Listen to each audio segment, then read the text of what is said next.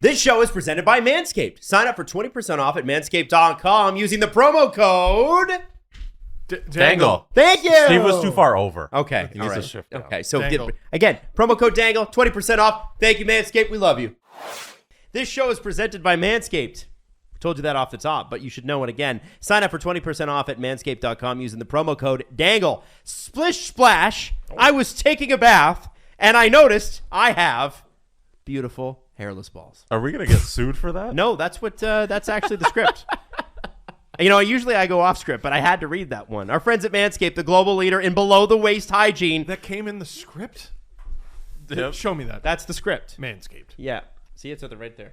Splash, splash, I was taking a bath. It's in the script. Now, They're awesome. they are the world leader in below-the-waist hygiene, and they are turning men's shower dreams into their favorite routine with the all-new Ultra Premium Collection. This is an all-in-one hygiene skin and hair bundle that is designed to upgrade the everyday man's shower routine from head to toe. Your skin, your hair, your balls, they all deserve this. Save big boy, your big boy, by going to manscaped.com for 20% off and free shipping. Use that promo code DANGLE. Now, I'm happy for you, man. You as seem the really week jacked about listen, this. as the week goes on, we're going to be talking about what this all entails, right? Because it's like, you know, as the week's going, because there's so much here. I can't get through it in all one spot. Not anymore. There isn't. But You're talking about in the script. that's right. Sorry, I thought you meant on your balls. Get 20% off and free shipping with the code DANGLE at manscaped.com. That's 20% off and free shipping with the code DANGLE at manscaped.com. It's time to get wet and clean with your new Manscaped shower routine. Balls.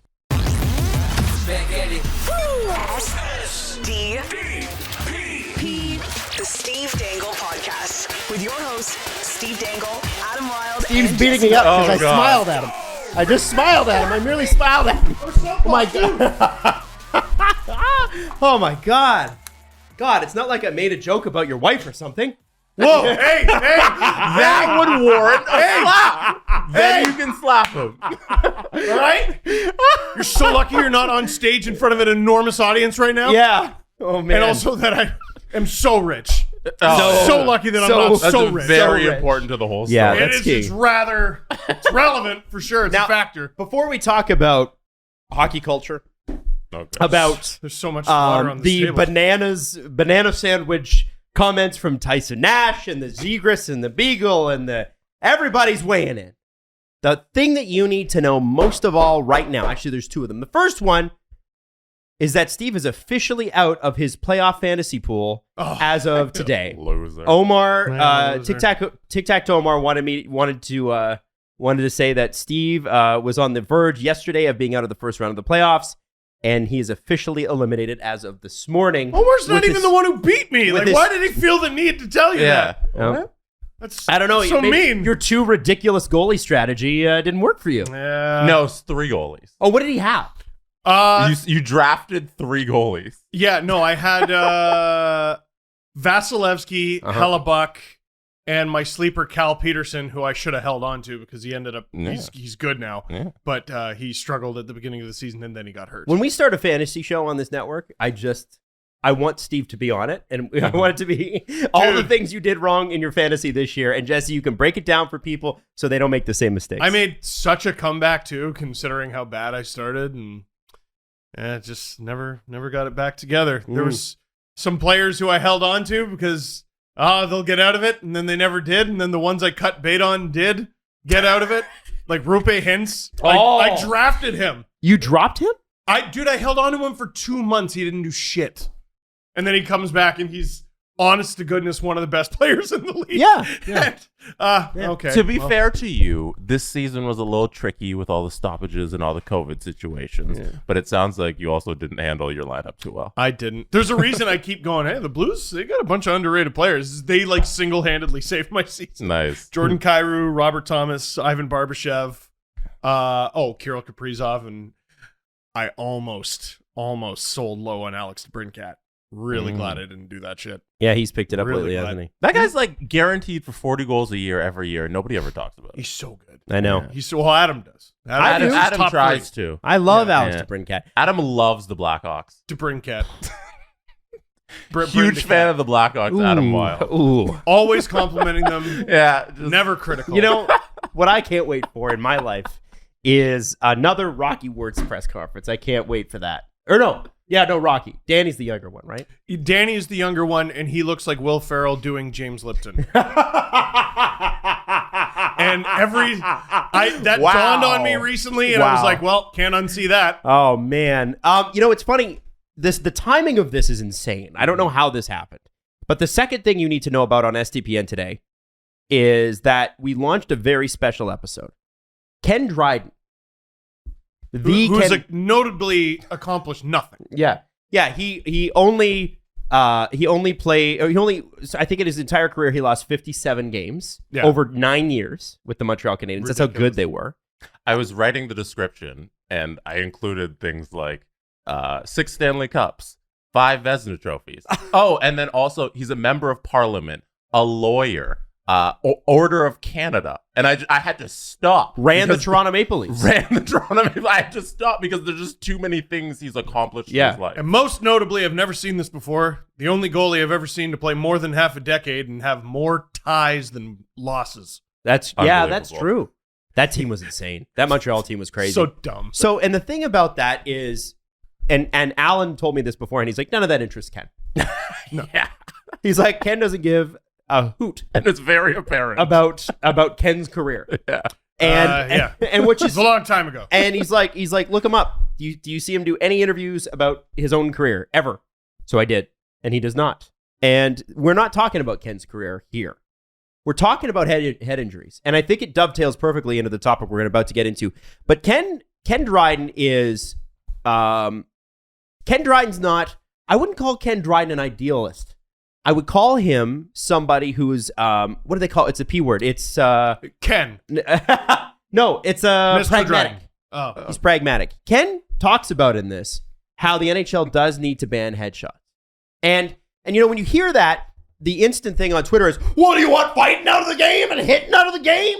And Ken's like, listen, by banning headshots, it doesn't mean headshots won't occur. But by having a minimum strict penalty for them, you will then eventually get them out of the game. And he brings up a really great example, which is puck over glass. And he's like, at the beginning, people were hooting and hollering about how that was going to go. And look at that. Still happens, but it happens a lot less now, doesn't it? Because people know. They've learned. Yeah. And so Ken doesn't believe that you can take the danger out of hockey. Doesn't believe that you can solve the concussion issue. But he says, the main crux of his argument, and I think it's really important that you hear this now and then you go and you listen to the show, is this isn't a man who's just out there complaining. Here's a guy who's talked to the doctors, written a book about Steve Montador, which, by the way, includes chapters on Mark Savard and Keith Primo, which are very, very, have nothing to do with Montador specifically in his story, but so interesting about how their careers ended because of concussion. Right. And Mark, obviously. Of course. And he goes in and he says, okay, the NHL always says, we're working on the situation. We're doing something. We're doing a little more this year. Ken said, listen, if your response is not proportional to the problem, then you're not doing it. As in, it's like, oh, we've got a leak in our basement and we put a plastic bucket underneath it. So that should hold the leak up a little bit. That is not what I tried. That's in your basement. You had to dig out I kicked a hole in the wall first to find out where the crack was, and then we dug up the side of the house. There it is, right? Yes. And so Ken goes into practical ways that you can do that, tells some great stories along the way too. And I have to say, he gets about as passionate as I've ever seen Ken Dryden, who's highly analytical. And I'm really hoping that you give it a listen, because this isn't just somebody yelling into a microphone going, ban all headshots, changes the game of hockey. This is a realistic version from a guy who is a Hall of Famer, 5 Stanley Cups or 6 5 Vezina trophies. The pedigree is there. And there's a way to do this where we still see huge hits. Mm-hmm. We still see the occasional, scuffle around the net, but that we're not intentionally going, let's blow this guy's head off his body. Right. And I think that I think you're absolutely going to be blown away by this. And I have a feeling that the audience for this it's more than just an audience like us. It's an audience of people in the NHL. Alan, as you know, is very passionate about this. Ken is very passionate about this. And there are some important meetings happening this week, and I'm hoping those people hear it. You know what? They might.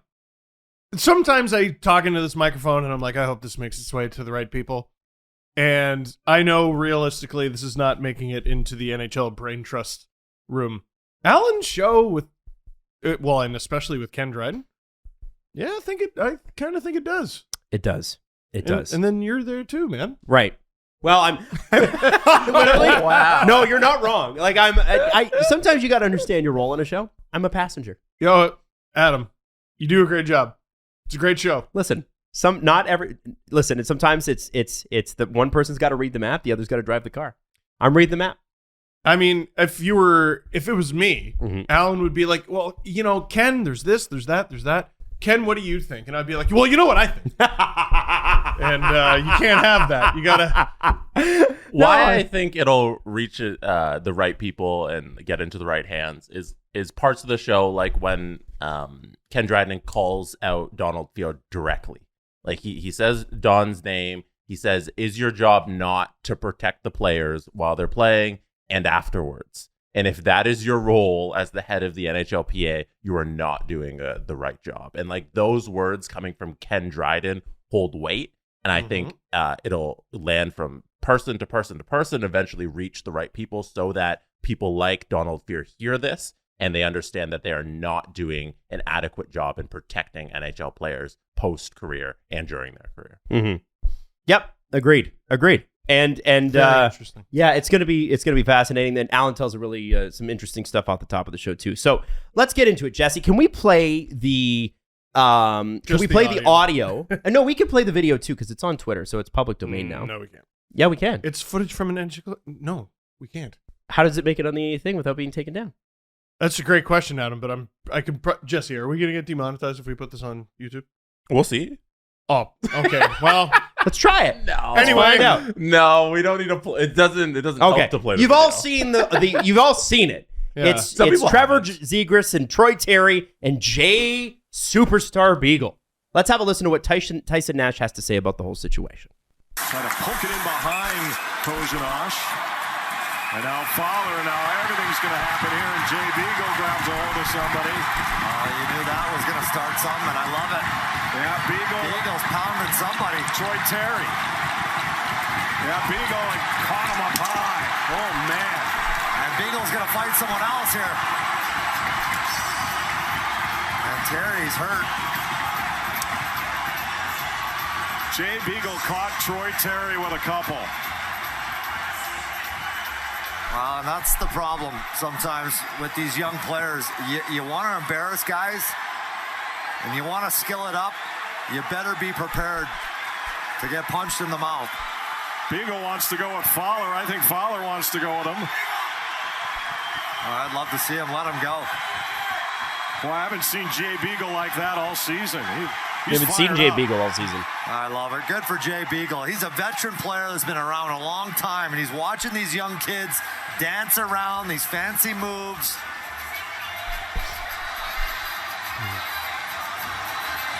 All right. I think we can take it there. Is there any more? I don't think there's more. So there's a lot there. Yes. So remember how I told you a couple episodes ago the Philadelphia Flyers were total shit, and so what they decided to do and not now, which they are, but when they were expansion team, they were total shit. So what did they decide to do? They got big, they got heavy, and they said you're going to play down to our level. Yeah. That's what Jay Beagle did, right? Mm-hmm. Right. Now, can you describe what happened on the play for people who haven't seen it? Everybody's listening. Oh, sorry. I'm going to let you do it. Like, you do it, stupid. I'm going to let you do it, Steve, because I think you're very good at this. Well, okay, so it's 5-0. Trevor Zegras comes in. He says that the puck was eligible to be played. It is the Coyotes' contention that it was not. So they didn't like that he's poking their goalie, especially when it's 5-0. So Beagle comes in and gives him a shot, kind of in a sensitive area.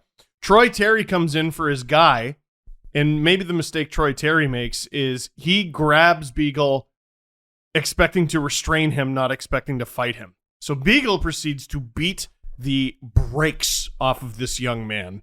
And I'm sure you've seen the picture going around Twitter of Troy Terry had quite the mangled face after. His left eye was like, you couldn't even open it. And I'm not trying to say this to insult Louis Eriksson, but his greatest contribution to hockey this season was restraining Trevor Zegras throughout all this, because that young man was going to get demolished. He was going to be turned into Tony Soprano's favorite drink, some pulp orange juice. So thank goodness he didn't get involved. The most important part of all of that is there's a young man named Connor Walchuk. He's on the ice there. He's a member of the Leafs organization in my Twitch streams, once in 67. Shut up! I was like, why is this relevant? We signed him in 2026. Is he good? He's been a great member of the organization. He's played for the Marlies. Marlies have won 2 Calder Cups. With him? He was a member of those teams, yeah. Hey, Sid 60, what would you say about the Calder Cup? The Calder Cup means something in video games. So okay. So then Trevor Zegras, and Jesse, you've got this quote. Yes. Trevor Zegras said it's embarrassing for the league after the game. I'm paraphrasing. Jesse has the real life quote. You have it. You have him actually saying it? Yeah, I have his 'cause that post-game. we're allowed to Jesse, you're a sexy boy. His post-game comments are right here, and I'm going to play them. Why'd you say that like Stewie? Like See? Stuart Sexy. Griffin. Here we go. The audio's awful, 2 but minutes that's left what in the we game. got. We're up 5-0. Guy, our best player, our leading goal scorer, one of the best players, in my opinion, in the whole league, takes a shot, or I take a shot, he comes in to help me. I'm not going to name the player, but I get that he's going to punch him maybe once, but the fact that he's down and he's not engaged in a fight, you're gonna hit him 3 more times. I think it's embarrassing.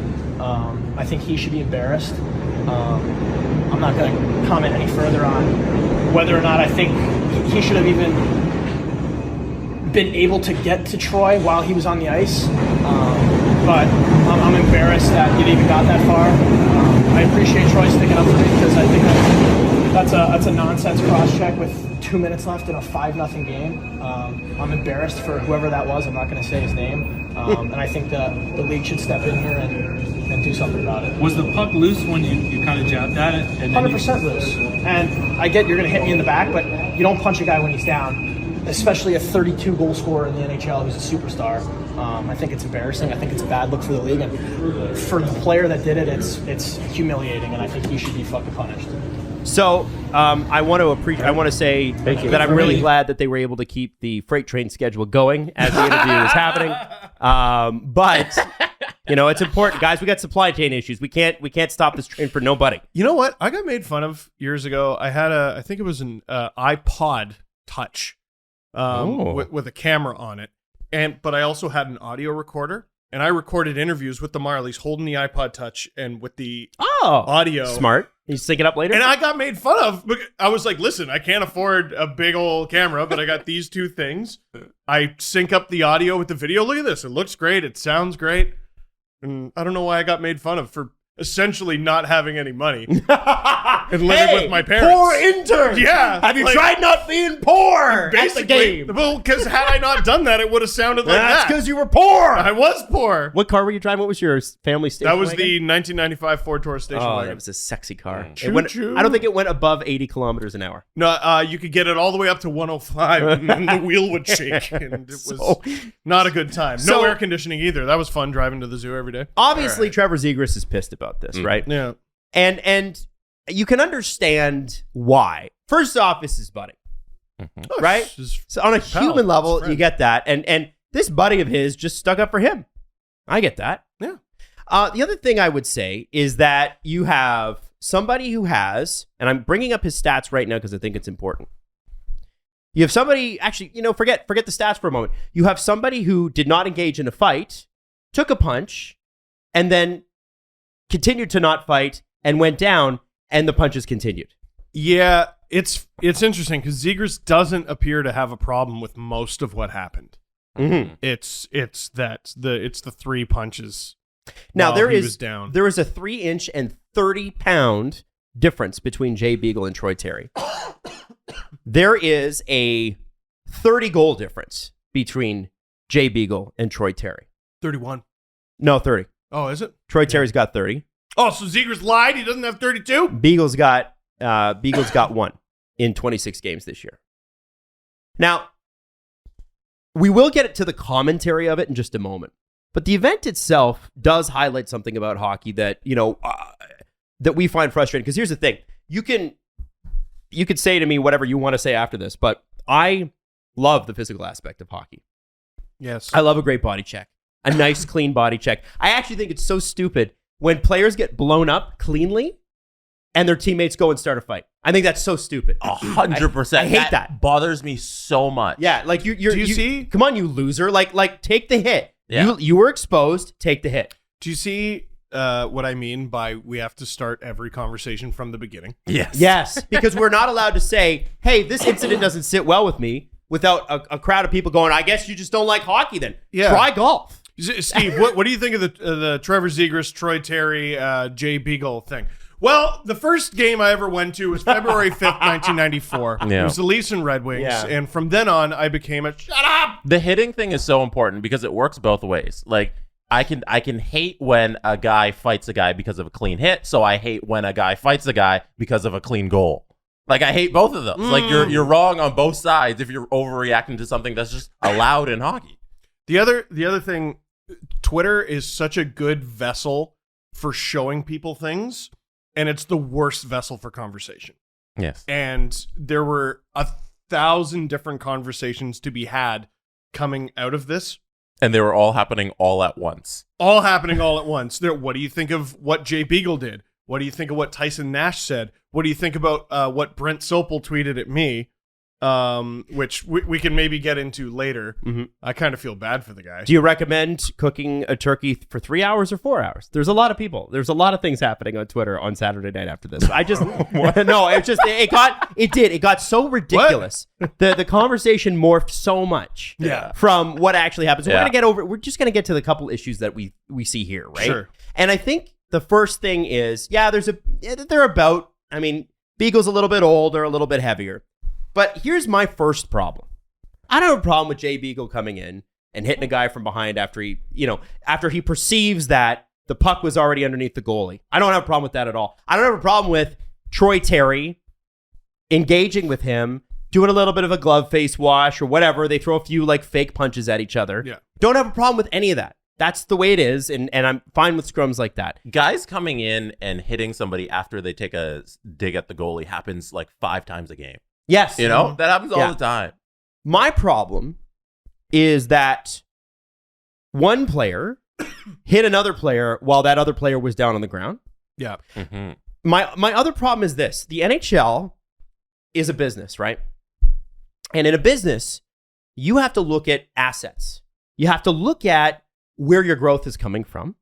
And you have to look at, parts of your business. If you got a business that's multifaceted, you may have a growth sector, like a growth asset, and you may have one that's sort of on the way out and that you're not long from setting loose. And that's what the NHL is looking at here. Jay Beagle's not an NHL player this year if it is not for the contract that Jim Benning signed with Jay Beagle after the Cup run for the Washington Capitals. It's very clear from his play. I know that he works hard. I'm sure he's a nice guy. Jay Beagle is not an NHL player. And frankly, Not in 2022. neither is Louis Eriksson. No. And maybe Antoine Roussel is on like a league min deal. Maybe. All three of those guys were cap dump players from the Vancouver Canucks, right? Yeah. So And they need to be on a team that needs to reach the floor. That's right. Remember, those Yes. contracts are very important for this NHL roster because they don't want to ice an actual team. That still didn't reach the floor, by the way, but that's another matter. That's crazy. And so Jay, no offense to him personally, but Jay knows why he's there. Mm-hmm. We all know why Jay's there. The Coyotes know why. They weren't like, Jay, we're so excited to have you. And the skill that you bring. I'm sure he's a good dressing room guy. But the reality of the situation is you have an asset that is not really an asset. Jay Beagle is what you consider a liability at this point. Going after a key asset, a core asset, a person that, if the NHL actually marketed its stars, you could build a gigantic fan base around. What Troy Terry and Trevor Zegras and Sonny Milano are doing in Anaheim is nothing short of incredible on a shit team. And they're creating excitement. Young kids want to be these guys. That's the kind of guy you want to build. And you've got 1 goal in 26 games, plug, cap dump Jay Beagle, pummeling him to the point where he can't see out of his eye. That, for me, from a business perspective, is a problem. I don't know. Again, I keep hearing about this code. There's a code. So then, No, so what what almost always happens in these situations is, goalies are going to get poked. So let's use the Leafs as an example. Leafs and Flyers, actually. Let's use that as an example. Homer. I know. So let's say Colin Blackwell comes in, 5'9", and he Carter Hart's going to pick it up or cover the puck, and Colin Blackwell pokes at it. Now it's up for debate. Was it covered? Was it not covered? It's the NHL. There's tons of gray area. Tons of gray area. Zach McEwen comes in. Is he going to confetti gloves and just start beating up Colin Blackwell? Well, he should. Yeah. No, what always happens is he'll grab that player and immediately look up for, okay, where's my actual dance partner? Right. It's Wayne Simmons. Yes. If Colin Blackwell is on the ice and Colin Blackwell has the transgression, it won't be Zach McEwen beating the hell out of Colin Blackwell. It'll be fighting Wayne Simmons. Which is why Zegras said that Beagle, who he would not mention, he who must not be named. That was the only silly part on Zegras' part. I won't fucking say his name again. Yeah, I thought that was funny. It was. So the reason that Zegras is saying this is embarrassing is for that, what you just pointed out. Yeah. Now, you might argue, well, the Ducks don't have that anymore. And that was argued on Hockey Night in Canada. Yeah, they traded Nick Delorier. And I mean, yeah, of course they traded Nick Delorier. One of the arguments used by Tyson Nash was, well, the Ducks suck. They lost 11 in a row. Well, yeah, shitty teams trade off players on expiring deals or whatever, and they try to get more assets. And I don't know, what do you want? It just, based on everything I've ever heard about the code, Jay Beagle cannot beat the shit out of Troy Terry. Yeah. There's no honor there. No honor whatsoever. The dude doesn't have his gloves off. There's no mutual combat. What do you say to the people who say, well, Troy decided to engage Jay Beagle? Yeah, he cross-checked his guy in the back. Now, it's not a poke at the glove is not equal to a cross-check to the back, is not equal to getting fed while you're down. I don't know. I feel like every hockey conversation has to happen from the beginning. Here's the problem, right? And we're going to get into several conversations here. What BX has said on Hockey Night in Canada. We'll get into that. Sure. Well, what Tyson Nash said about the smirking that Trevor Zegras did or the showboating or whatever. You got to know someone's going to come and kick your ass. He's right. He is right. But that's the problem. That somebody's kicking your ass because you scored a goal and you're happy about it. Yeah. Yes. And you're celebrating your 5-0 lead. Don't go down 5-0. Don't go down 5-0. The amount of feeling savings from the tough guy crowd is shocking. Yep. You saw Tyson Nash, and he clarified his comments, by the way, and he said this. Do you want me to play the audio? Oh, from Craig Morgan's podcast? Yeah, Craig S. Morgan. By the way, we should shout out his podcast if we're going to bring it up. Do you have the name of it? Yeah, special episode. It is Phoenix Coyotes Podcast, but it's spelled PHNX. Yeah, Okay. Craig does great work. He does. For a long time. He does. Doesn't get enough love because, the team doesn't get enough. Further ado, let's just throw it over to Tyson and hear what he had to say. All right, Tyson, let me just start by asking you to clarify what it is you were trying to say in the game the other night against the Ducks that created such a controversy. Well, first of all, I appreciate you reaching out and actually doing some homework and asking me, wanting my opinion on. I hate that. I absolutely hate when people are like, oh, thanks for actually doing this and not going with the Twitter narrative. Yeah, Adam, here, can you grab that box of tissue and give it to Tyson? Here you go, Tyson. Yeah, Tyson. There you go. There you go. Hey, you know that thing that you said publicly for everybody to hear? Yeah, I guess you need a clarification on that. Yeah, it's called a microphone. Thanks for actually following up on my crazy comments. Yeah, carefully. Thanks for paying me, Tyson, the respect. Anyway, sorry. What I meant. A lot of people didn't do that. They were quick to fire off after just listening to a small snippet of one thing that I said on the broadcast. If you would have been able to follow the story from start to finish, from Pause the for a pregame second. show all the way Do you through. see what he's doing there? Yeah. First, he's like victim because well, I got clipped and put on Twitter on the Twitter, and second, he's like, and all these people are idiots too. Mm-hmm. Yeah. So not only is he upset about the thing that he said being put on blast, he's mad that you even criticized him and didn't ask him, as though 40,000 people could just go, "Hey Tyson, what do you think?" It's The Simpsons when Homer is getting put into witness protection, and Craig Morgan is there going, "Hello, Mr. Thompson," trying to, "Hey Tyson, this is how you win back hearts and minds." And he's like, "I just want to start by talking to all the Twitter cuck piece of shits out there." And like, bro. By the way, you should feel bad for me, and you're all stupid. That's literally what he just said. How do you think this is going? Good? Do you think it's going good? It's not. We need to keep Sorry, going. let's keep going. My bad. There's so much good stuff that we need to pause that. So all right, we'll sorry. Times you talked about. Let him talk without us interrupting. Yeah, I'm sorry. I'm so sorry. Trevor Zegras and No, Troy it's worth Terry shit, and the man. talent that these guys have and the highlight reel goals that they've scored and end up scoring in the game. If you would have heard my call on the broadcast after the goal and all the things that I said, I'm all about the skill. That is not even close to the truth and what I was trying to say. All I was trying to say was the fact that, listen, this is a really skilled player. When instead of maybe saying, if you want to skill it up, I should have said hot dog it up. And maybe that would have been a better thing to say. But, listen, this is a team that came in. They lost 11 games in a row. They're winning 5-0 in the other team's building. And what people don't see and what they didn't see and that I did see, it's the smirks. It's the celebration after the goal. It's the taunting. It's the smiling at the other team's bench. And then it's the poke. You poke the goalie. And Craig, this has been going on for 1,000 years in the National Hockey League. 1,000 times a year it happens. You poke the goalie, usually something occurs afterwards. Why Trevor Zegras was in there poking the goalie in a 5-0 game is absolutely beyond me. And that's all I said. If you're going to, do what you did throughout the game, and with the smiling and the smirking, which I saw, which doesn't always show up on TV clearly, then that is what you have to be prepared for. And To be clear, you were between the benches, right?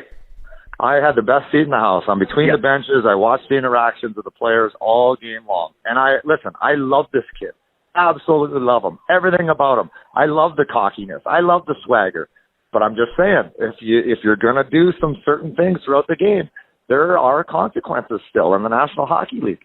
And the hot dogging is, again, probably the word and the term I should have used on the broadcast instead of skilling it up. It means because it makes me sound like I don't enjoy the skill of the NHL, which could be not farther from the truth. I mean, I love everything about it. But also, when I played, Joel Quenneville didn't allow me on the ice in the last 5 minutes of the game. Because I was always yelling and smirking and chirping at the other bench. So he was trying to save my life, right? But I also knew that because I did that, I had to be prepared at all times to know what might be coming. And in my mind, if anyone's to blame in all of this, I mean, it's Trevor Zegras. I've seen, and I just don't know why he was in there poking the goalie at that time of the game. All right, I really don't. Let's talk about that specific play then. 5:37 left in the game, like you said, 5-0 lead. What's a player's perspective on that situation right there? And do you think what transpired was more than just the poking at the goalie? Was it about Zegras' lacrosse-style goal earlier too? I think it was the progression of the game. And if people actually sat down and watched the game from start to finish, they'd be like, okay, it's 5-0. These guys coming in, losing 11 games in a row. And now they're, hooting it up, and the Globetrotters out there, and it just, for me, it was a combination of things. You poke the goalie, that's a green light. That is an absolute green light to give it to someone that has just poked your goalie. You're protecting him, and then all of a sudden Troy Terry comes flying in there like any good teammate does, and he gets his face punched in. And Jay Beagle got 5 career NHL fights. He's not a mean guy. He's not a dirty guy. It's not Bob Probert. And he, went and did what he had to do. He was protecting himself. It's I don't know why if I go and again, I understand that in hockey you accept when you get on the ice that you can get punched in the face.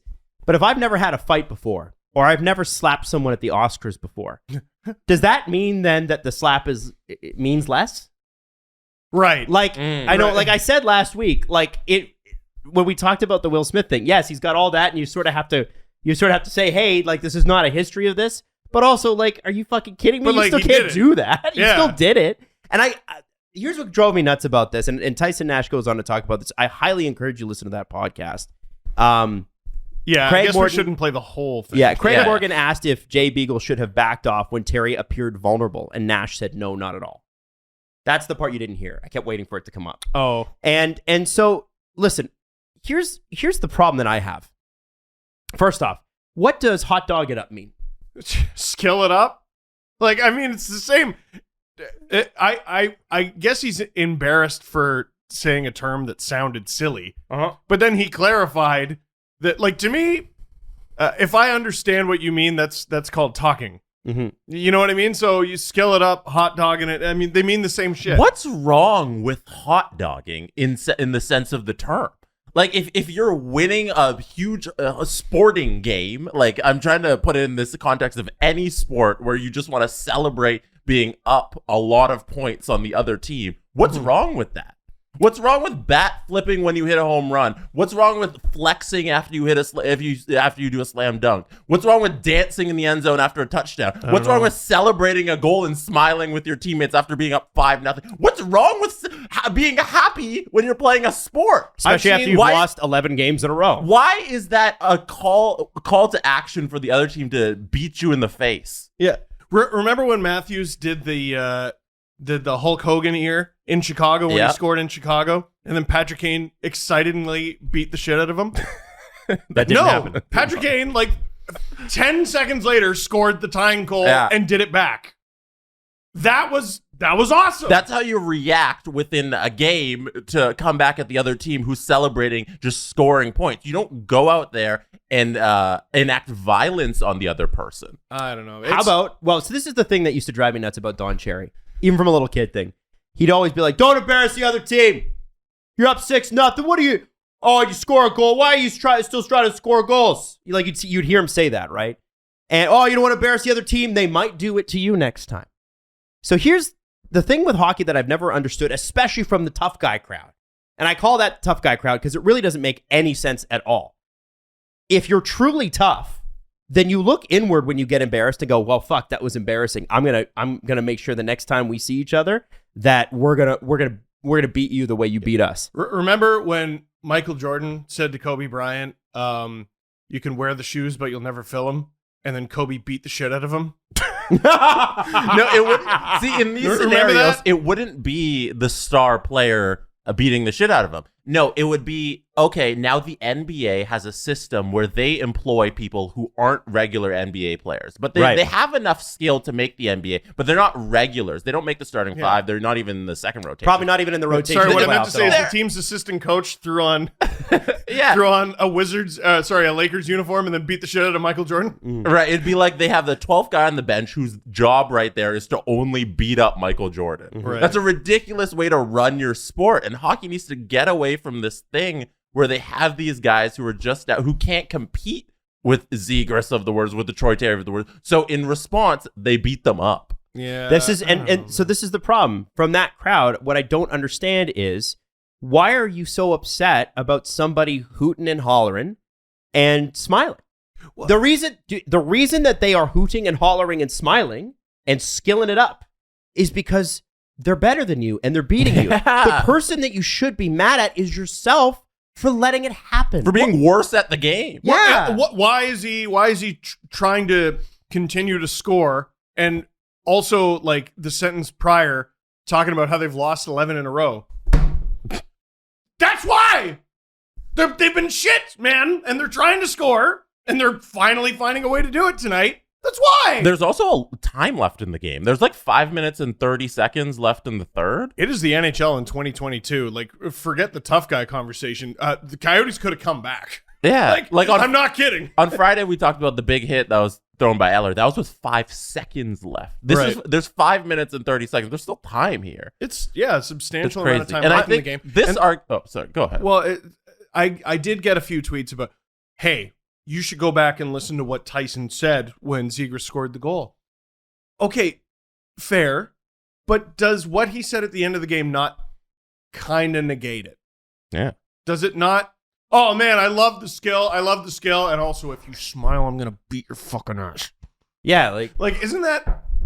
How about, as Steve said, be better? What did you say about get good? Have you tried? Be better. Have you tried not being poor? Have you tried? Yeah, like that too. Dude, like so what if you didn't stink? Boo. This argument is what Kevin Bieksa tried to articulate on Saturday, where he's like, you need to employ guys to beat people up so that your stars don't get beat up. That was his proposition.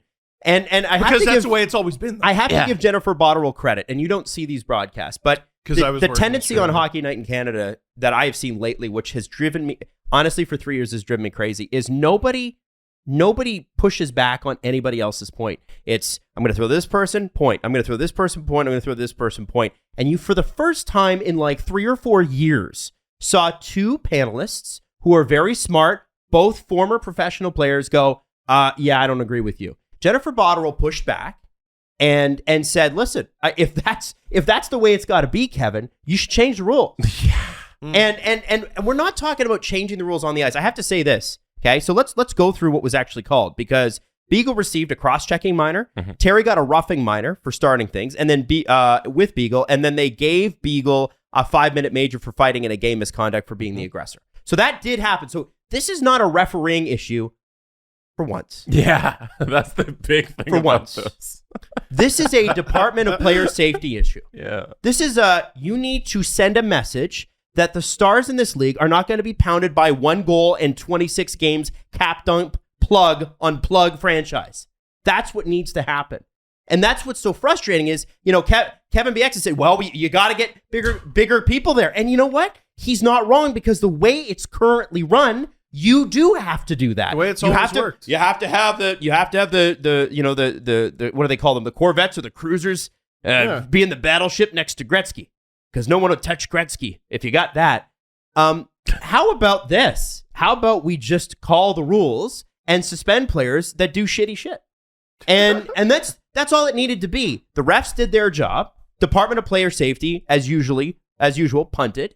They didn't even look at it. Mm-hmm. And it's a joke. And I think that we need to really reassess, and I think Jennifer Botterill nailed it, if that's the way things are, is that actually good for the game? If you can beat up a star player like that for essentially nothing. It's not like honestly, Beagle's response was like Troy Terry went across the bench like in the Mighty Ducks and just hit every player on the head. Like remember that? Yeah. Like Darcy Tucker trying to climb into the bench. Yes. he just stuck it for his teammate. Come on. Well, and so I think Botterill was right. And I think BX is right in the world we currently exist in. Botterill's right in the world that we want to be. Does that make sense? Well, there doesn't need to be a right or wrong in that discussion to me. It's his input as someone who experienced that in the NHL for a number of years is important, because he sort of helps identify the problem, and she is good at stepping in and being like, by the way, that's the problem. Right. The problem is the problem you outlined. Yeah. Now, I also want to throw this out there, guys. Listen, I know TNT's a little bit different on this one because they got Gretzky. But on the whole, the majority of former players that you see on broadcasts are guys that did not make retirement money. And what I mean by retirement money is that they played in the show, but they didn't put $10 million in the bank so they can do whatever the fuck they want for the rest of their lives. Gretzky being the example that is not that, because Gretzky has tens of millions, and TNT said, here's more. Please come on our broadcast. And what happens is a lot of those jobs then, because for whatever reason, and I don't fully understand this, sports broadcasters are obsessed with former players. And I don't always think I think sometimes it's great. BX is a great example. He's been fabulous. So this is not a shot at him. I actually love hearing what he has to say, even if I don't always agree. And I've seen his cap friendly. He's fine. Yeah, he made some money. Yeah. That guy made retirement money. He played in the modern era. Yeah, he's fine. He made retirement money. Yeah. But what often happens is you get guys, Don Cherry's one of them. You get guys who did not make enough money to retire. And who are the guys that didn't make enough money to retire? Guys who played deep in the lineup. 5 or 6 years in the NHL, 5 or 6 minutes a game. A lot of them have the best personalities because you need that. That's fine, but it only represents one viewpoint at that point. When is the last time we asked Mario Lemieux or Eric Lindros how they felt about it? And Eric threw some crushing hits. Well, a guy like Mario's too busy, you know. He's got shit going on. He owns a franchise. He's busy selling the Penguins for $1 billion. You know? I get it. But do you see what I'm saying? So then what happens is, members of the media, us included, we do have an influence on the people that listen and watch. And when we continue to perpetuate one viewpoint, what happens is it becomes like an echo chamber and everybody's like, well, that must be how it is because guy who played 5 years, 5 minutes a game says it is. I don't think that the viewpoint of other NHL players is being represented fairly. I don't. And I don't think that the NHL is as rough and tumble and code as you think it is. Those guys are the ones on the broadcasts saying that all the time. But I don't actually believe if you were to talk to the really skilled players, if they were the ones on the panel, I don't know that would necessarily be the case. In fact, I highly, highly doubt it would be. Do you get the vibe that there's a rift in the NHL, like amongst the players, the younger generation and the older generation? Because I do. Okay. I feel like this is becoming a greater issue. Younger players having to adapt to a system that is like genuinely and objectively ridiculous. You know, I have to adapt to that. Like we look at the essentially bullying that Sidney Crosby had to endure. I posted the clip yesterday of the game I was talking about last show. Oh yeah, you weren't here last show. I was talking about Sidney Crosby getting his mouth caved in by Darian Hatcher twice. Right. And then scoring the OT winner. And his jaw, he never talked the same. Yeah. And what was extra funny about the clip, which I forgot, it shows him getting devastated in the face. Takes another high stick. And then he got a penalty for unsportsmanlike conduct for yapping at the ref. and we talk about that as well. See, Crosby adapted. And, you know, I think I've, referenced other superstars in this league. I'm like, well, look what Crosby did. He adapted. Can we at least agree he shouldn't have had to? He shouldn't have had to.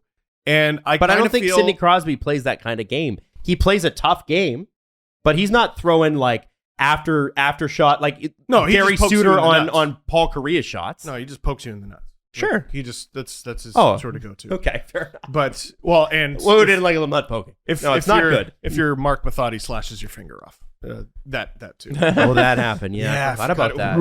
It was pretty that was gross. Ugly. Yeah, but the no headshots generally. Anyway, what I'm trying to say is the Troy Terrys, the Trevor Zegrases, you're seeing it with the Leafs young crew. They're kind of sick of this shit. And the reason I'm letting the Department of Player Safety off the hook a little bit is, the NHLPA, who we referenced earlier, and Don Fear, if they push back on this, they go to the NHL, they go to the Department of Player Safety, we want this taken out of the game, I think they would walk down that path and they would figure out how to do it. I don't think there's an interest there. I don't think there's an interest from enough players and enough players with significant voices in the union to get rid of this, because a player gets hurt, their career is altered forever, their life is altered forever, and then the other player is then put in front of the NHL for a hearing, and it's the NHLPA defending them. Yeah. So which is the union's job, by the way. So they're sort of talking out of both sides of their mouth, and until they pick a lane here, I don't see anything changing. And it's such a good point, because usually in union disputes, it's the union versus the organization, the bosses, But here it's union member on union member violence, and then you're defending one of the person who enacted the violence against the bosses in the organization. Who are punishing you. It's such a strange dichotomy there. The other thing that you might not know, though, is that in the PA, who are the players that are most involved in the PA? Generally the older ones. And are they stars or not? Generally not. Yeah. Usually, it used to be different. Gretzky, Lemieux, those guys were very involved in the PA. Very, very involved. In the PA now, it's guys that are the third and fourth line. and the superstars don't even show up. I know this. I know this to be a fact. And so, I obviously it's not a big enough problem for them. Troy Terry, let's say he becomes the Ducks representative. Sure. Do you think he'd become a target? I don't know. I don't know how that works. To all these Right meetings. now, the Ducks representatives are Josh Manson, and the alternative rep is Adam Henrique. All this information is like publicly available. Are all those? Who's the Leafs? I just want to know. Leafs representatives Used to be Hunwick, didn't it? Kerfoot, It did. and then the alt rep is JT. Oh, so that's nice. Oh, that is nice. Yeah, you guys want to name any other teams? Find their reps. I would like to know the Coyotes, actually. Yeah. Coyotes rep is Jacob Chikrin, and their alt rep is Ryan Dzingel. Oh, Ryan Dzingel of The San Jose Sharks. San Jose Sharks minor league team. All right, who's up next? No one. Shut up. No. But all of a sudden, players start going to these meetings, and they're, hey, we need to take this out of the game. Yep. You can't be hitting guys while they're down. You can't be doing this. You can't be doing that. And then they talk, and this guy's a whiner. And like a lot of the Sidney Crosby whining stuff, like we never paused to be like, does his whining have a point? Because I'm not going to lie, I grew up with that. Like, oh yeah, guy's a whiner. Look at him. He's always yapping at the ref. Look at him. There he is again, yapping at the ref. But then you see what he's yapping about, and you're like, he might have had a point. Yeah. And I just wonder if a Zegras, if he was to step into that role, or any team superstar, all of a sudden, whistles go away a little bit. You know, maybe guys, they potentially poison the well in their own locker room. I don't want to stick up for this guy. He's always whining. He's got this reputation as a whiner, and I just don't think players want to be involved in that. I don't think players want to be seen as a... I mean... No, certainly. Well, who wants to be seen every as NHL that? player's greatest fear is being seen by anybody. They show Just up to ever. every game and go, what the fuck are all these people doing here? Yeah. And they just... Can I just play hockey? Yeah. Why do I have to talk to people? Yeah, it's terrifying.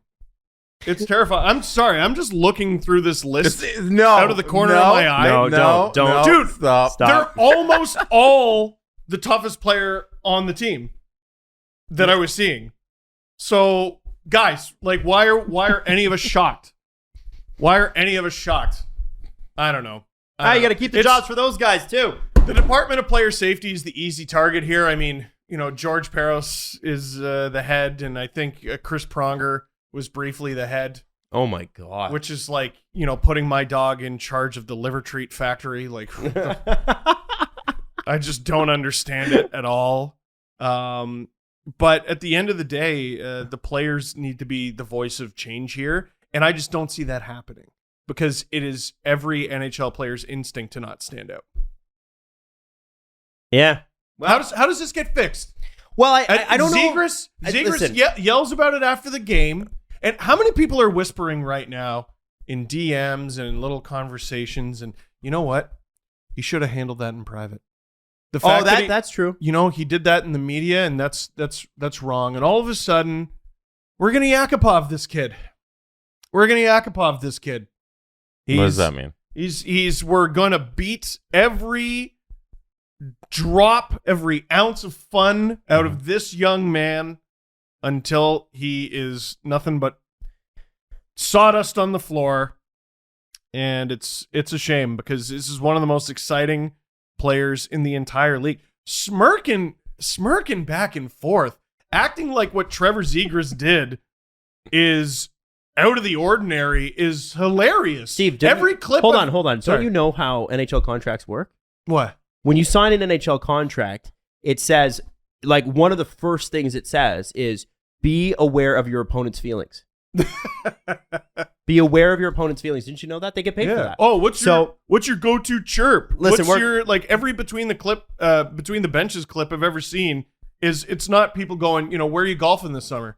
It's them going, fuck you, your hair looks stupid. Your equipment's garbage. You're garbage. So here's the thing.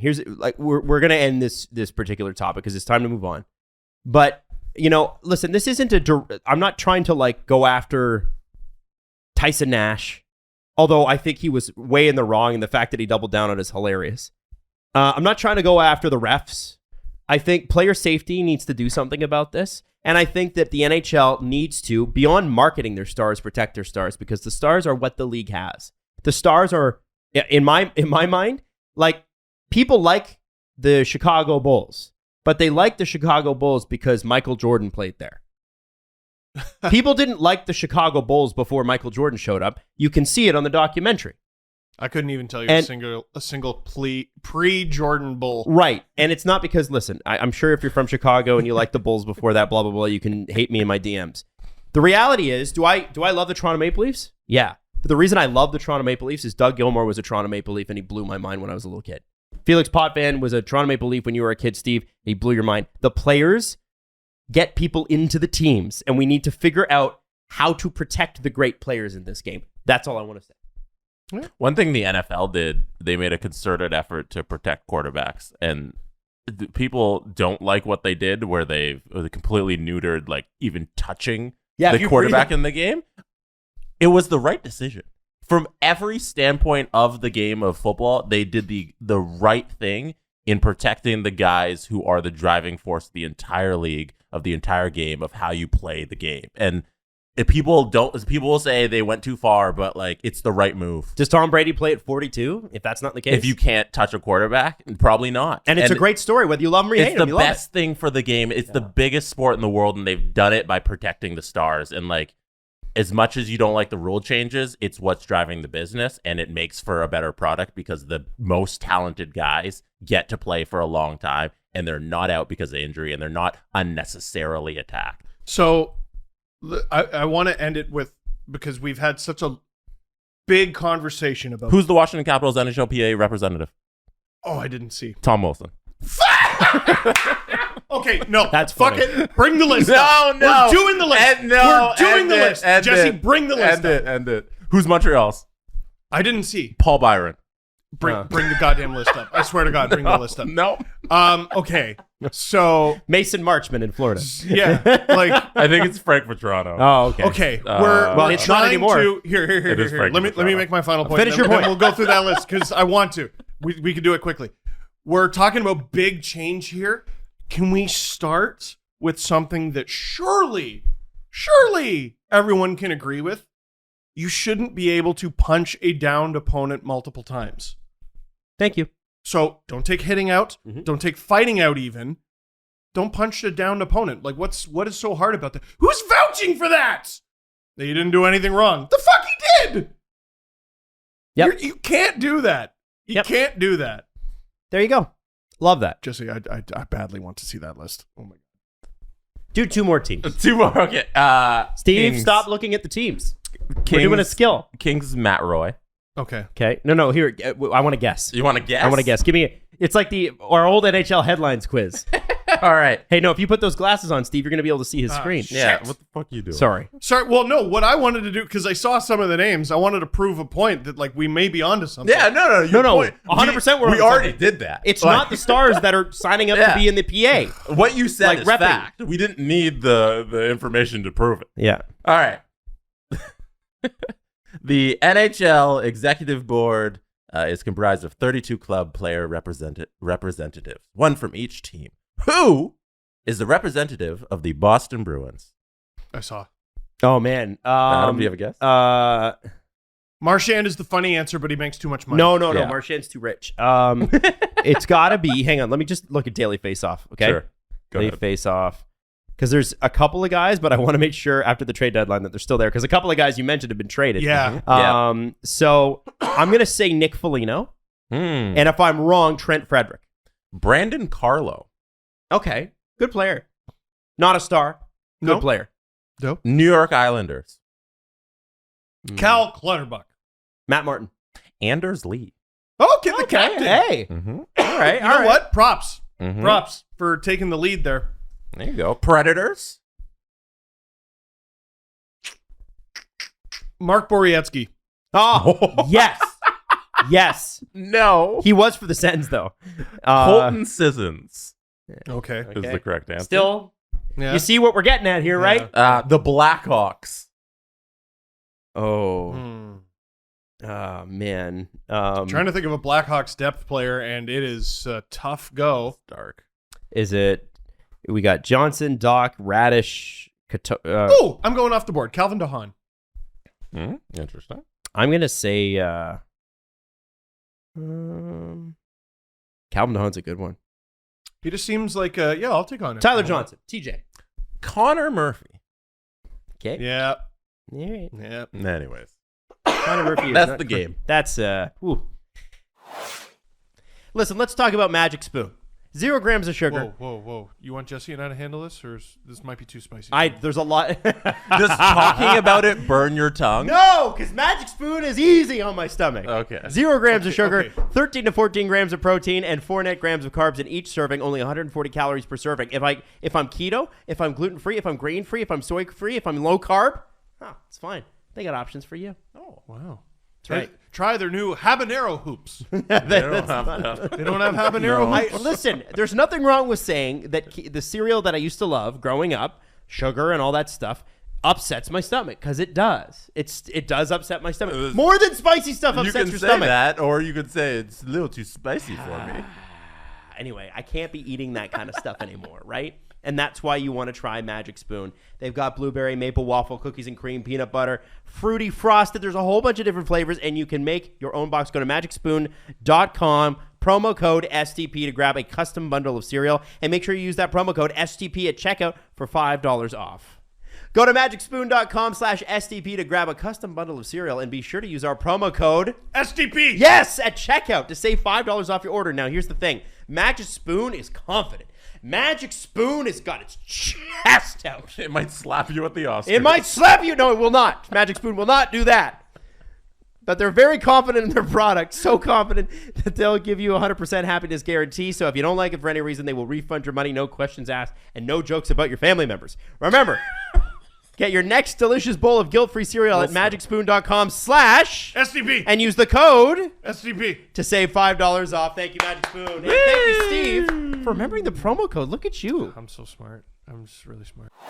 So, the Flyers ended Keith Yandle's Iron Man streak on Saturday at 989 games. Now, there are basically two opinions on this. There are those who are like, listen, the young guys, the Flyers suck. The young guys, everybody can agree the Flyers suck. But where we differ is the young guys need some playing time, right? And then there's the other people who are like, what are the Flyers playing for? Put him up on the wing. I don't know. Just get him on the ice once. Who cares? Just let him finish this. And it's not the young guys. It's one guy in particular, Ronnie Attard, who played in his spot, third pair defenseman, right side. The Flyers, I want you to know this. I want you to feel this in your bones when I tell you. I want you to feel it in the chest, like I just zapped you and brought you back to life after you had a heart attack. I want you to feel this in your chest. Vivid. The Flyers thought they were competing for the Stanley Cup playoffs this year. At the beginning of the year, they sure did. They thought that this team was going to make the playoffs. I want you to, let's all take a moment. Do you understand? Do you understand how that should hit you like a freight train?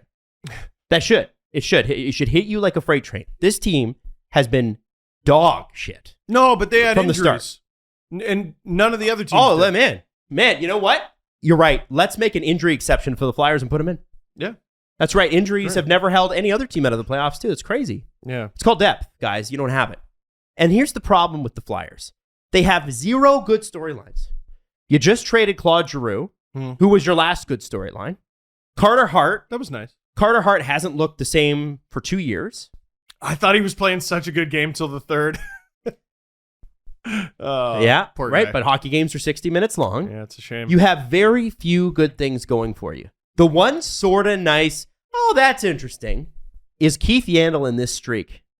And Kevin Hayes, after the game, they asked him, do you agree with the move to scratch him? He said, absolutely not. So this is the thing, right? I talked about it as, listen, if he's on board, fine. Whatever, you wash your hands of it. But if you take this away from him, it will hang over your team. It will hang over the organization. So Kevin Hayes, who's like, I don't know. If anyone's de facto captain after Claude Giroux left, it may be him. 7'8" Kevin Hayes. He's so big and allowed to cross-check. That's cool. He's like one of your de facto leaders, and you're trying to welcome this new kid onto your team, and he comes in, and his first NHL game is garbage. Like, poor Ronnie Attard was a -4 in his first NHL game, and one of the team's de facto leaders comes out in the media, and he talks about how he's pissed off in a roundabout way that he's in the lineup. Now, Kevin Hayes did not say they shouldn't have played the kid, but that's how he got in the lineup. And, like, he's not stupid. He knows that's how he got in there. And that's got to be such an uncomfortable place to be. I don't understand why it had to be Keith Yandle out of the lineup. Why it was so important for that Saturday that Ronnie Attard play third pairing defenseman on the right side. Is there not a left side? I know what he's going to say. Is there not I know what he's going to say. A second pair? Why couldn't Yandle move up to Ristolainen's spot or have Yandle move to the left side? Why is that so important that Yandle had to be the guy to come out for Attard? You're not playing for anything. Let the guy who's 11 games away from 4 digits play that game and move somebody else off. Your team isn't so stacked it needs to be this lineup that nobody else could have come out for Ronnie Attard if that was the game you wanted to play him. It made no sense. So the Flyers are hot piss. They are poo. And you just told me they were hot piss. Which is it? Hot piss, poo, hot piss and poo. Okay. And they're, man, that's like 3 podcasts in a row. I'm so sorry. They're evaluating. They're rebuilding. And so they signed this young kid and they have to evaluate. Ronnie Attard's job is to get in the lineup and not even necessarily look good. It's to get in the lineup, play, and we'll see. Well, they learned. He was a -4 and they learned. And they go, okay, sometimes this is a blessing in disguise. We'll go over this in video and we'll talk about how you can be better next time. They can't talk about how he can be better next time if he's not in the lineup. Okay, no, but why did it have to be that spot in the lineup? Well, here's the thing. Keith Yandle is not an NHL player anymore. He's not. He's not good enough to be in the NHL anymore, but they traded for his contract anyway. Jesse's got their daily face-off lineup up. Do you also have the Flyers cap-friendly? I want to see the Flyers cap-friendly. And the reason I want to see it is they talked about there are veteran players looking for new contracts for next year, and there are young guys who they want to get into the lineup. So who comprises the Flyers' bottom 6 on daily face-off, and how many of them have expiring deals? So bottom 6 up front, and we'll also look at the D-core. Their bottom 6 is Noah Cates, Morgan Frost, Hayden Hodgson, Patrick Brown. I've never heard of either player on either side of Morgan Frost, so I'll assume those are the young guys. That's the third line. And they're the trying to fourth line evaluate. is Lindblom, Nate Thompson, and Patrick Brown. So, okay, Thompson... The forward group is irrelevant. Yeah, but you were saying maybe put him on the wing. No, he's a defenseman. No, I know. I said put him on the wing. I didn't say that. Put him on the wing. My bad. Who cares? Put him on the wing. I get you and Adam mixed up all the time. Why would we play him on the wing as a defenseman? To get him in the lineup. No, that doesn't. That's what he was saying. I think why Adam not? You can do it. No, just put him on the ice for literally let his skate touch the ice. Who cares? Yeah, I'm not the Flyers. They did that with Kessel. Okay. For different reasons. Okay. But, I don't think that's relevant at all. So let's look at their D then. Yeah. Let's look at their defensemen. Kevin Connaughton, Ronnie Attard, Rasmus Ristolainen, and Travis Sanheim is the bottom 4 they're running with. Kevin Connaughton is a waiver pickup who makes $825 and he's 32. I'm trying to expiring deal. I'm trying to expiring deal. It's 11 games. Why at this point? Why is that so important? We know what Kevin Connaughton is. Ronnie Attard couldn't play there that one game. Listen, I'm going by their logic. Yeah. Right? I'm going by their logic, and I'm trying to figure out. Okay. No, I'm not defending them. Stop defending them. I'm not defending them at all. Stop saying the Flyers are great. Why does Kevin... Okay, first of all, Ronnie Attard is listed as a lefty. Why did he take the right slot for Keith Yandle? I don't know. That's shitty. Maybe he can play both. That's a shitty thing to do. Also, let me throw this out there. Here's what they did.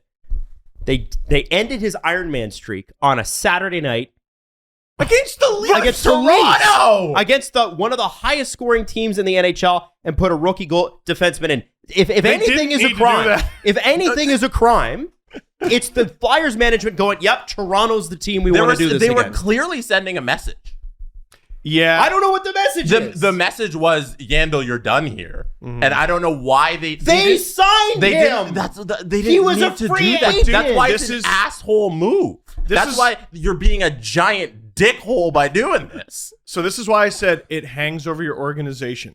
They tried to scratch Yandle in Florida, and the team revolted. That was a playoff team, and they let him play out the season, and they didn't scratch him until game 1 of the playoffs. Why can a playoff team sacrifice a roster spot for this guy, but this organization who has an empty spot on left D for Kevin Connaughton can't let Yandle play the right side and put Ronnie Attard on the left? So are the Flyers stupid, or are they sending a message that absolutely none of you are safe, and if you're mad, we'll see you. We'll see you later. We're sending you out the door. We don't give a shit. The Flyers signed up for this for the first 70 games of the season. Yes. They asked for this. For the first, and they followed through for the first 70 games of the season, and then all of a sudden, right now, they're like, nah, we're done. I bet they tried to trade him. If you're the Flyers general manager, you know that you didn't have to sign Keith Yandle, right? You did know that, right? Oh, well, I'm Chuck Fletcher, so no, I didn't. No, okay. So then you know when you sign him that there is a streak there that's available. And assuming this player doesn't get injured, this player will want to play out that streak, and you'll want to be a part of that history. How cool is that? You know what you're signing up for when you signed him in August. Yeah. I will say Keith Yandle, of all people involved here, like he got in front of the mic and he seemed to handle it well. It's Kevin Hayes who had a problem with it. Who had a bee in his bonnet about it. As a Leafs fan, we talked at length about, Babcock and his legacy. And I mean, it was more of a Red Wings fan. So Red Wings and Stars, really. Because Stars fans I'm sure they don't like what happened to Mike Modano. But that did tarnish his reputation. And, we talk about, the bad things he did in Toronto, but every time you talk about Babcock, you got to go, and what he did to Modano. You know what this didn't help? This didn't help your negotiations with Nazem Kadri this summer.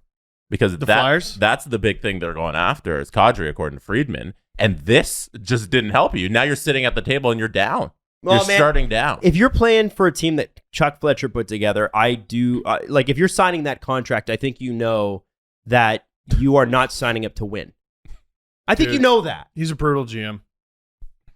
We also don't. I guess it could have also been Mike Yo's decision because he's the head coach.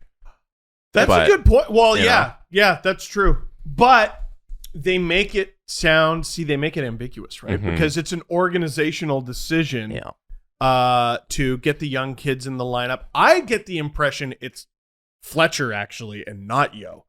I think Yo would rather keep the player in the lineup, keep the peace in the locker room. Yeah, I think so too. And this is a GM trying to, you're Mike Yo, shut up. Like you're the interim coach anyway. Just shut up. Like if I'm Chuck Fletcher, right? If I'm trying to run this team, you're the guy they fired and once they fired you, the team went on to win the Stanley Cup. Yeah, that's cool and everything. I'm Chuck Fletcher, so I look at it and I go, he coached the Blues the year they won the Cup. Well, he also, by the way, was because I don't know what I'm doing. He was Fletcher's coach for 5 seasons in Minnesota. I think there's a relationship there, and I'm not trying to take away. Man. I'm not trying. They didn't win shit. Right. Oh, what NHL GMs love more than their guys. They love their guys. Love them. Even if they didn't do shit with them. And I'm not trying to take shots at Mike Yo. I doubt he had an opportunity to even have a chance. Well, yeah. Sorry, I forgot. No. He's the good guy here. We don't know. He could have brought it up to Fletcher. Based on what I read and heard, I don't think this was Mike Yo's decision. So now I'm shitting on him for no I'm upset on behalf of Keith Yandle. I think an organization here, an NHL franchise, did him dirty because they signed him. They let him play all of these games. They let him reach to the very end. The finish line is right there. You have an opportunity to just let me do this. And if you want to play that guy, there are other spots in this lineup.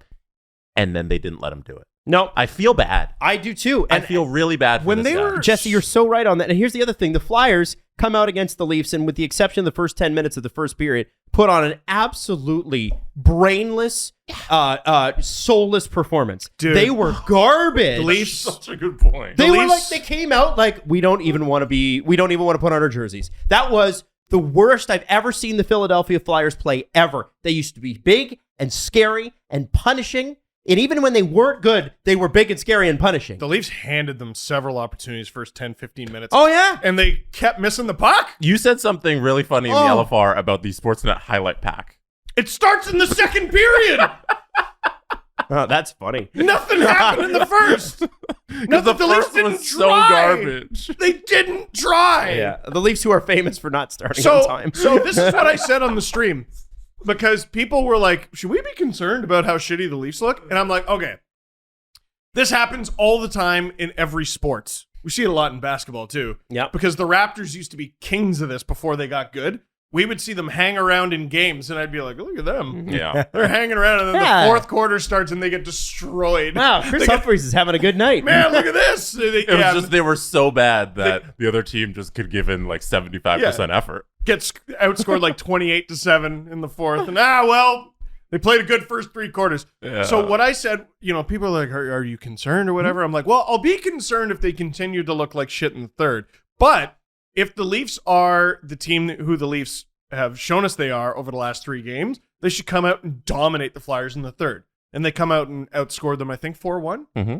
Yeah, like the game was what it was. That was the Leafs gave the minimum effort they could and still killed them. Mitch Marner just dancing around the whole team. 5 guys watching him. He's on a different level, though. Like, this is the best hockey he's ever played. Underrated. Best hockey he's ever played. Yeah, how is he underrated? I don't know how Mitch Marner is underrated right now, but he's up there in the top 5 players right now in the NHL, and nobody's giving him the respect he deserves. He's been unbelievable, and he's been on fire. How is he doing the playoffs? Well, yeah. Okay. Like, this is the thing. Like, dude, we shit on him We too. know. But then, we talked about those specific games where he was bad. Can we now talk about these specific games, 68 of them, where he's been 68, where he's been one of the best players in the league. That was the goal, by the way. Do we want to move on to this? Where Kevin Hayes cross-checked Michael Bunting in the celebration afterward. Yeah. And it's just fine. He walks over to the huddle and just like, here's a little. Yeah, why fine. is that fine? I don't get it. Well, I don't know, but I tell you what, the Leafs play, I think, the Panthers tonight. Mhm. Panthers are Lightning. Whoever scores Lightning. the first goals It's for back those, to back Tampa, then Florida. Oh, okay, great. So whoever scores the first goal for the Lightning, someone from the Leafs should cross-check them in the back. in the goal celebration, and if they get a penalty for that, I'm going to raise hell. Because why is it a penalty? You showed me it's allowed. It's allowed. What? Like, again, why are you whining? About what? The law? Why am I whining? About it's right there. Well, Steve, there's 2 sides to every argument. What's your lineup? What's your argument? The footage? My argument is the thing that happened. And the rule itself that's actually written down. Yeah, cross-checking. Yeah. I don't know if you've heard of We it. both saw the same clip. I don't have to explain myself. You do. Like, I'm pro giving a cross-checking penalty there. What's your... Why? Oh, Bunting was probably yapping. There's no penalty for that! What the... Unless he's unsportsmanlike, which is, I don't know. That should have been the Leafs taking the lead, and then the Flyers immediately go to the penalty kill because one of the team's leaders is an idiot. You're allowed to cross-check people after the whistle. Yes! It's It's the time where it's most allowed. Yeah. I know, which is It's weird. It's a thing. They have the NHL 22 rules where you turn off post-whistle penalties. Oh, yeah, it's hilarious. That's just a slider in the shit game. out of Who's each other. not hitting That's players what after the whistle real in video life games? NHL is now. Like the game is right now is they've turned down post whistle sliders to 0, It's and just now you fine. just beat guys after the whistle. It's just fine. Especially when they're celebrating a goal. Okay, fine. so It's just fine. tonight's really important if you're into playoff races because the East has been, by the way, parody LOL, but the East has been wrapped up since mid-January. Yeah. When who's going to make it? Islanders have been so good, but they were so far back They'll never make that it.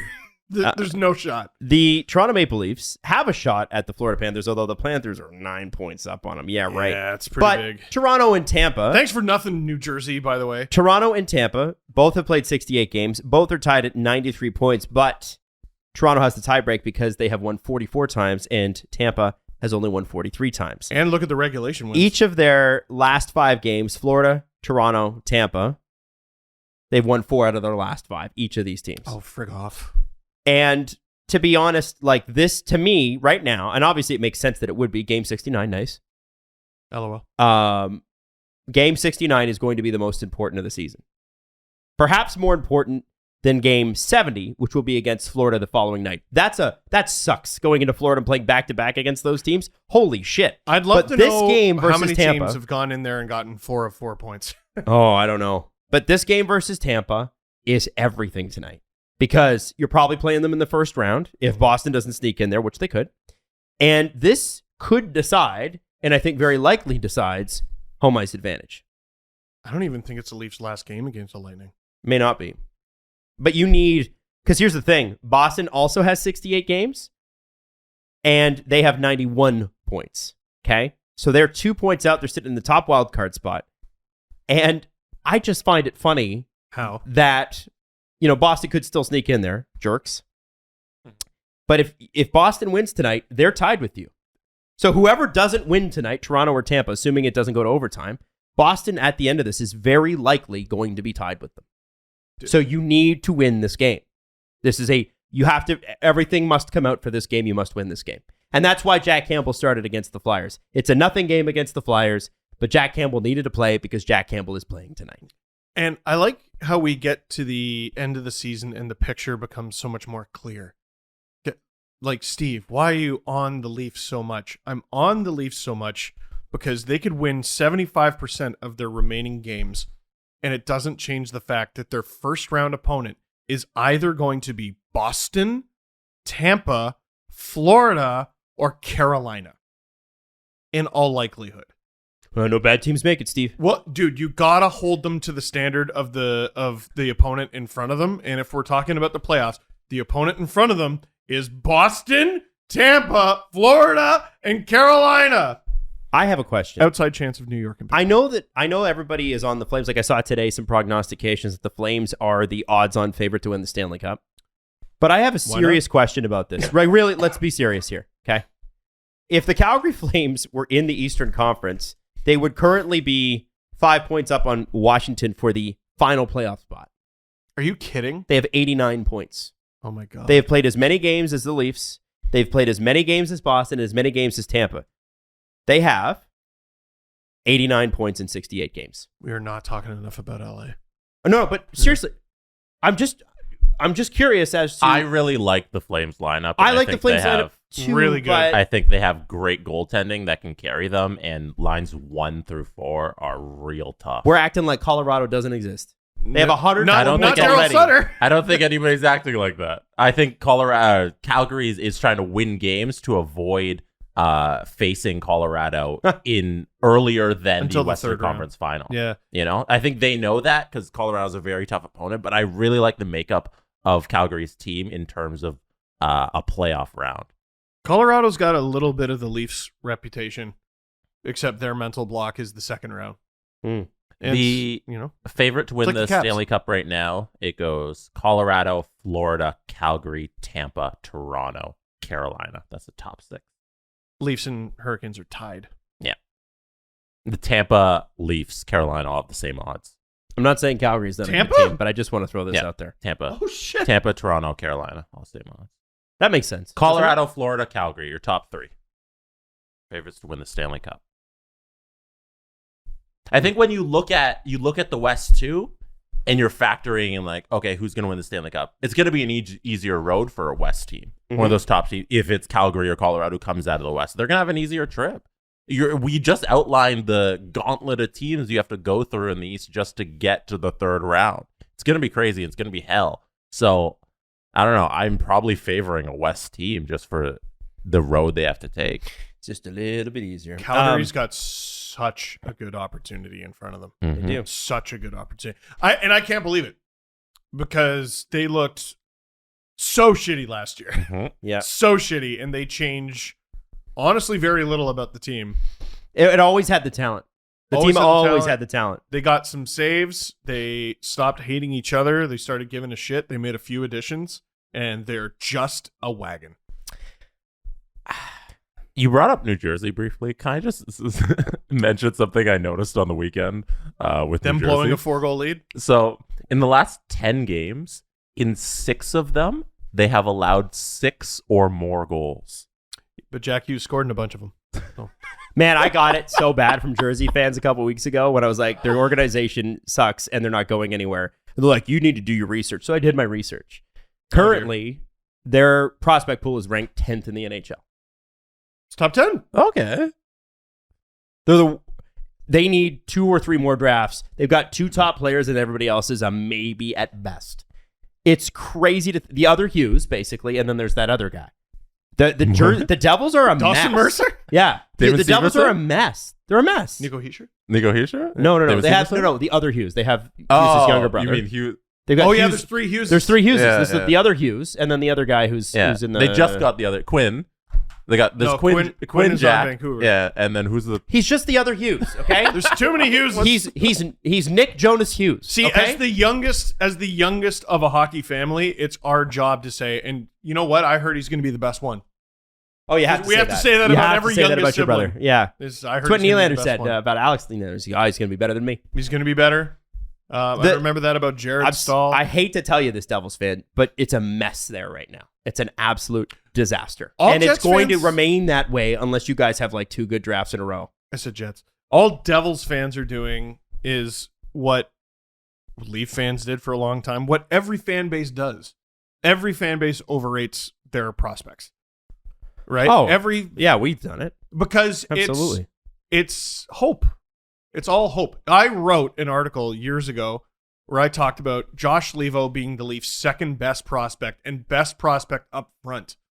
You know what's messed up? I was right. That's how bad they were. Well, I should have maybe had Connor Brown. I do remember you said you wrote an article for Sportsnet.ca about how the Leafs may have found something in Andrew Nielsen. Oh, dude, Andrew Nielsen, like that 2016 team, the players I wrote about. Marlies, that is, right? The Marlies. I wrote Tobias Lindbergh, Colin Smith. There were so many. Connor Brown again was like the guy to come out of it, for sure. Like there were so many players on that team where I was like, you look out. And yeah, Andrew Nielsen was one of them because he had 70 something points in the WHL as a defenseman, and yeah, I mean, like every draft pick looks good in junior, dude. That's how they got drafted. Mm-hmm. It'd be an outlier if they weren't. Luke Hughes. Thank you. Luke Hughes, 4th overall last year. I'm ashamed we forgot The other Hughes. Luke Hughes' names. Quinn. Honestly, dude, they're all top. The last 5. 2 That's years crazy. have been a blur. I think now that things are going to get back to normal, I'll start to remember that stuff again. But I can't remember the last 2 drafts very well. Just his picture on Hockey DB, man. Is it bad? He's a kid. Oh, he's a child. He's 18. Yeah, and but he look- looks it. Just Tyson Nath and Jay Beagle seething right now because he's got a smirk in that photo. Oh man, don't you know you don't smile for NHL team photos? Oh, he's not. Yeah. Oh, I'm seething. I'm seething right now. Take that kid's face off the screen.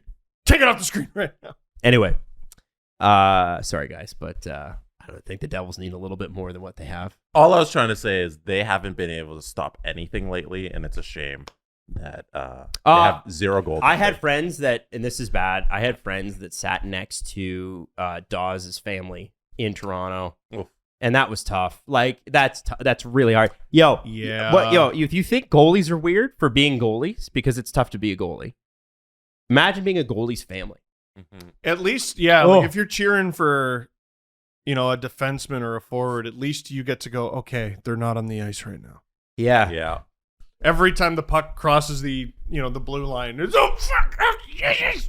And it wasn't even like you got this! It wasn't even like his fault. Like, they're just terrible defensively. No, I mean, listen, I understand Devils fans thinking the way they do because hope springs eternal. They're gonna have another draft. Mm-hmm. They're gonna get someone else probably pretty good next year. They'll actually have goalies. Dude, Dude, Bernier and Blackwood weren't even good when they were in net, though. As No, Jesse they weren't. just brought up. They were not. Oh, my God. So Bernier was by far their best goalie with a 902. Blackwood, 894. Nico Dawes, 892. John Gillies in 17 games was 882. So Man, those are Martin Jones numbers. dude, all 17 games. Dude, it's like Mrazek at his worst. Oh, yeah. Right? And then Andrew, the Hamburglar played a grand total of 1 game, was an 829, and I guess is on injured reserve, right? Yeah. That's so not fair. Because they made him face 41 shots in that 1 game. Yeah, 7 goals. 7 goals against. Oof, Maroon. It's just there's no goaltending there. Should we do the press conference? Let's do it. The Presser. SDP. The Steve Dangle Press Conference. I wanted to update you guys on the goings on Winston 67. Yes. I brought it up okay. earlier. But on Friday, we played the first 4 games of the Stanley Cup final between the Toronto Maple Leafs, the Toronto Meefs, as we call them, and the Vegas Golden Knights. It is 2033. I'm 12 seasons into our franchise mode. Unreal. And we finally figured out a team that looks like it can do it. Okay. So 7 p.m. on Wednesday, we're going to play the final 3 games. Maybe it'll just be 2 games. Who knows who wins it? Of the Stanley Cup final of 2023, Vegas versus Toronto. We're going to watch the games, and we're going to hopefully see if I've been calling it beating the game, because I think like franchise mode, you create a team and then you sim, and then if you win the Stanley Cup, that's kind of like beating the game, because the sim is telling you you built a team that's good enough to raise the cup. You beat it. So on Wednesday, I'm going to try and beat the game. Now, are you going to watch the game as it happens? Yeah, so we do CPU versus CPU, and we just sit there and we just watch the game.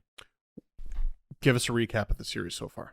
So far, one thing that I was telling you guys after the podcast on Friday, when we were chatting, is that I've accidentally made the Toronto Maple Leafs, in that we can outscore all of our problems, but we haven't had goaltending. So we have this goalie. His name's Alexander Tarasov. He's our goaltender. He's a franchise potential goalie, but he hasn't been playing up to it at all. Right. Our team, though, is unbelievable offensively. We still got Matthews. We've got a former number 1 overall pick next to him. We got Dylan Genther, who's a real life person playing next to Matthews.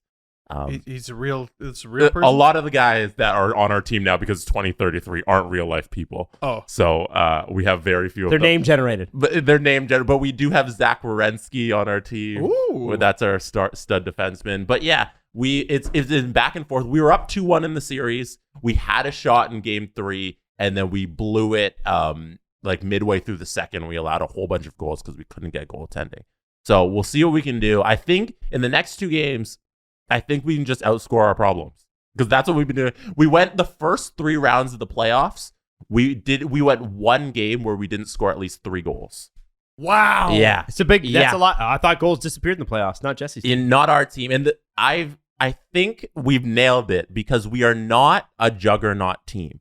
For like 10 years of the franchise mode, for like 9 years-ish, and then I missed the playoffs a couple of times. I built teams that won the President's Trophy, that finished first in the East, that won the division. We won a streak 6 straight years where we won the Atlantic. And all of those teams lost in the first or second round. Oh. But this year, we were a 3 seed.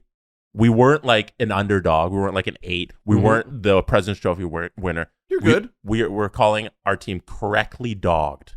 We were correctly dogged this year, and that seems to be the trick to get your team to the Stanley Cup final, because we're not choking and we're not playing above our skill level. We are correctly dogged, and we're here 2 games away from the Stanley Cup. What time?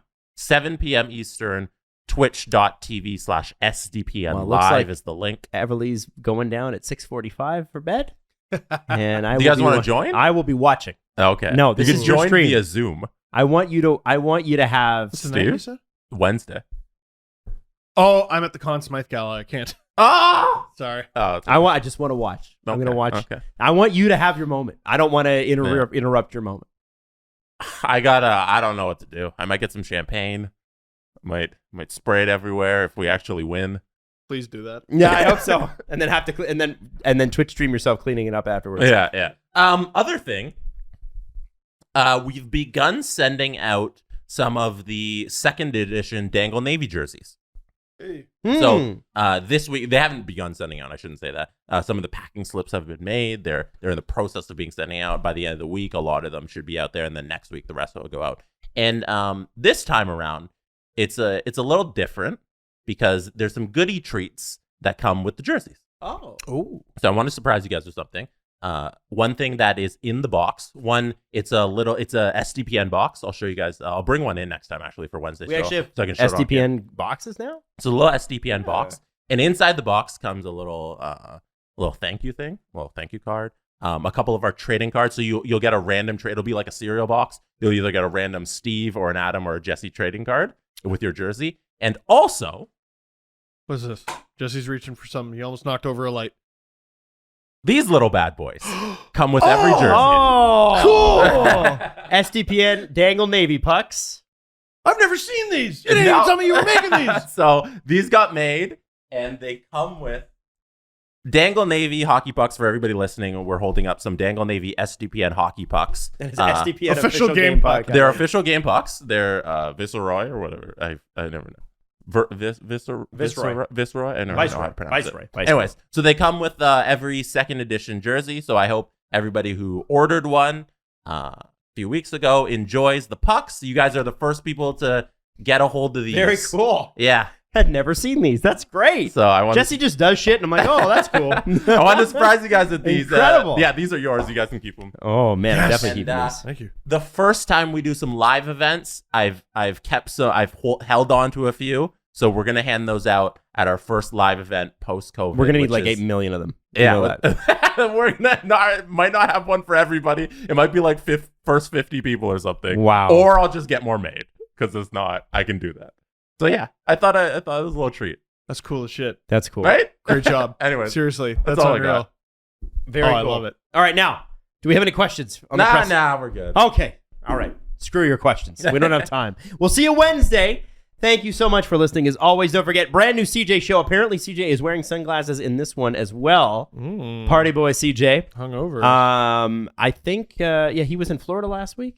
CJ's GM meetings. He's living a good life right now. That's CJ. Yeah. Alan Walsh, Agent Provocateur with Ken Dryden, talking about what can be done in hockey to eliminate head injuries. And I think that's pretty much it for us today. Yeah. What's up with Noxie and Cax? I think they've got, you asked Jesse, their producer. One thing that really makes me sad is that I think there's one more episode left in our run. We got to figure that out. Mm-hmm. Maybe they should come back. I don't know. That'd be nice. I don't know. What do you think? Extend the run? I'd like that. The Steve Dangle Podcast. Follow the guys on Twitter at Steve_Dangle, at Adam WYLDE, and at Jesse Blake. Connection complete.